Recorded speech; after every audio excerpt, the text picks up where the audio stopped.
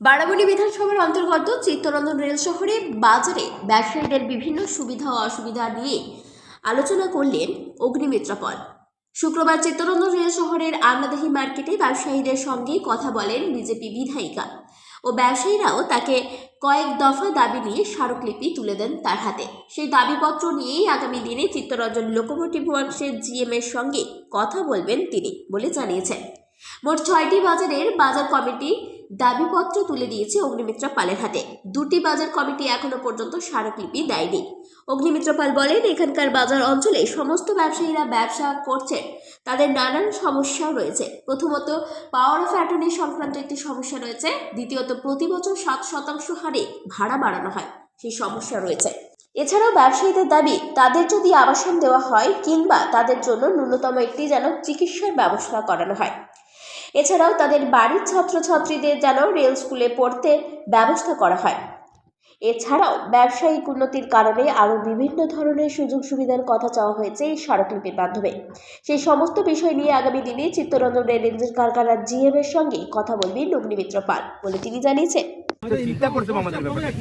আজকে দেখুন, আমার বাবাদেরকে ডেকে নিয়েছিল এখানে যে আপনারা পরিষেবা দেবেন, আপনাদেরকে ইলেকট্রিক বিল দিতে হবে না, ঘর ভাড়া দিতে হবে না, তখনকার দিনে দিয়েছিল শুধুমাত্র সিএলডব্লিউ ওয়ার্কারদেরকে পরিষেবা দেবে, তখন কিন্তু কিছু ছিল না। আজকে রূপনারায়ণপুর হয়ে গেছে, মেহিজাম হয়ে গেছে, জামতলা আমতলা সব হয়ে গেছে, আমরা হয়ে গেলাম মব। রেলওয়ে এই যে করোনার সময় গেট আটকে দিয়েছে, আজকে আমাদের দোকানদারদের 90% কাস্টমার সব ডাবর মোড়ে দেখে নিয়েছে, তারাও দিকে চলে যাচ্ছে। আমাদের তো 8টার পরে লোক আসে না গেটে, এই কাগজ এই কাগজ সেই কাগজ। আমাদেরকে তো একটু হৃদয় দিয়ে আমাদেরকে দেখতে হবে যে না, ছেলেগুলো লোকগুলো এরা বংশ পরম্পরা একটু দেখতে হবে।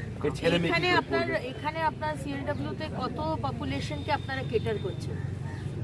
आगे मैडम 17,000 वर्कर इंटू 4, এখন 4,000। छोटा कितना हमको तो मालूम नहीं कितना 6,000 इंटू 4, তাহলে দেখুন কত মাইনাস। 2000 তো আসানসোল হবে কি দুর্গাপুর হবে। আর দেখো ডেলি প্যাসেঞ্জার 11,000 क्वार्टर ছিল দিদি, লোকাল 2000 টাকা নেই। 11,000 7,000 क्वार्टर अगर है तो 7,000 में 4 जन करके है, 28,000 हो गया।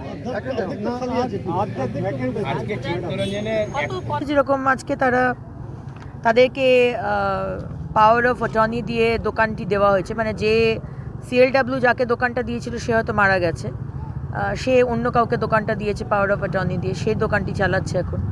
তো তারা চাইছে যে তাদের কাছে লিখিত দেওয়া হোক যে তারাই এই দোকানটির ওনার। কিছু কিছু দোকান সরিয়ে দেওয়া হবে, তো সরিয়ে দিলে সেই দোকানদারে যারা রুটি রোজগার দোকান চালিয়ে যারা লাইভলিহুড চালাচ্ছেন তারা কোথায় যাবে, তাহলে তাদের একটা রিহ্যাবিলিটেশন করা হোক। দোকানের যে ভাড়া সেটা প্রতি বছর 7% করে বাড়ানো হচ্ছে এবং তার সঙ্গে 18% জিএসটি, তো সেটি নিয়েও তাদের একটি বিষয়। তো সেখানে আমি বলেছি যে মার্কেট রেটে স্কোয়ার ফিট অনুযায়ী যা মার্কেট রেট ভাড়ার, সেটা যদি রেলওয়ে বলে যে আমাদের লস হচ্ছে এখন যে ভাড়া সেটা দিতে হবে, সেটা যেটা হবে সেটা এই ওনার্সরাই দেবেন। তো সেই বিষয় নিয়েও কথা হয়েছে।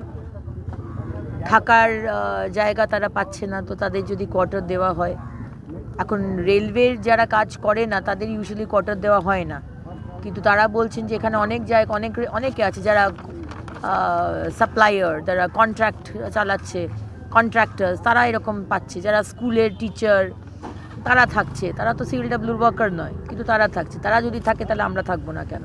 তো এটা হচ্ছে তাদের বিষয়। তারা হসপিটাল থেকে কোনো বেনিফিট পাচ্ছে না, তো তারা চাইছে যে মিনিমাম একটা মানে ফার্স্ট এড একটা মানুষের যদি কিছু হয়, তারা এত বছর ধরে এই দোকানগুলো চালাচ্ছে, তো তাদের তো হিউম্যানিটেরিয়ান গ্রাউন্ডেও তো একটা দেখা দরকার না, তারা যাবেটা কোথায়?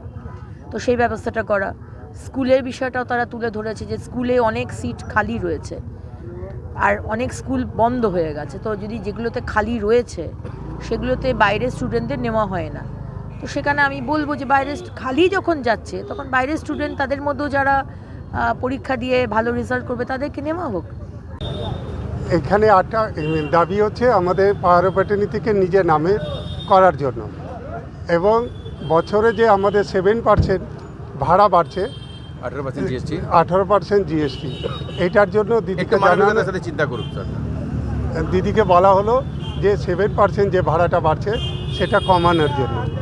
আর আমাদের দাবি মেন হচ্ছে যে কোয়ার্টার, যে রেলের কোয়ার্টার আছে তা দোকানদারকে দেওয়া উচিত। সেই দোকানদারের জন্য সবাই যদি পায় যদি একটা কন্ট্রাক্টর পায়, একটা প্যান্ডেলওয়ালা পায়, বাইরে স্কুলের টিচাররা যদি পায়, তাহলে আমরা কেন পাবো না? এটা মূল উদ্দেশ্য আমাদের ব্যবসায়ী সমিতির। কেন হবে আমাদের নিজের দোকান ট্যাক্স কেন হবে? ওটা তো বললাম। আপনি বলেন জিএম এর সাথে কথা বলবেন।